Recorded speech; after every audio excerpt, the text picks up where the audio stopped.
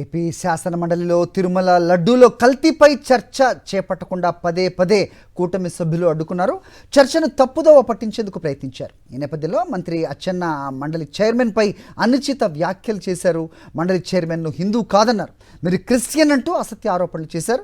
అచ్చెన్నాయుడు వ్యాఖ్యలపై chairman motion రాజు అసంతృప్తి వ్యక్తం చేశారు. తాను హిందువునే అంటూ స్పష్టం చేయవలసి వచ్చింది.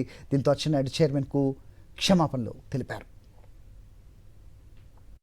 మీరు క్రిస్టియను, ఆయన క్రిస్టియను, అపారమైనటువంటి క్రిస్టియన్ అంటే మీరే, నన్ను క్రిస్టియన్ అంటే మీరే.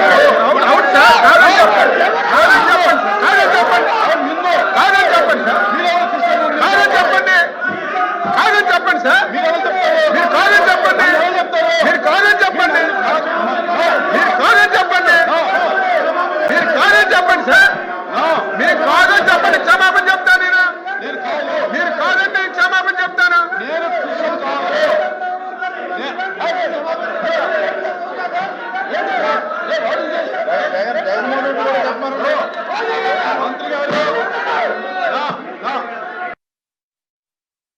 ఇప్పుడు నేను అభ్యంతరం తెలియజేశాను.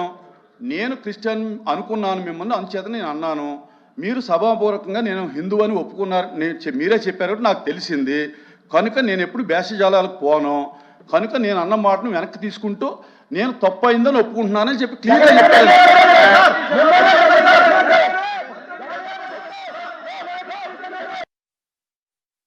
నేనైతే మనస్ఫూర్తిగా నేను అనుకున్నాను, మీరే శాసన మండలిలో ఒప్పుకున్నారు హిందూ అని, నేను అది వెనక్కి తీసుకుంటున్నాను సార్, తప్పు అయిందని చెప్పి అంతకంటే ఏం కావాలి, చెప్పారు అంతకంటే ఏం కావాలి, క్షమాపణ చెప్పారు. నేనైతే అనుకున్నాను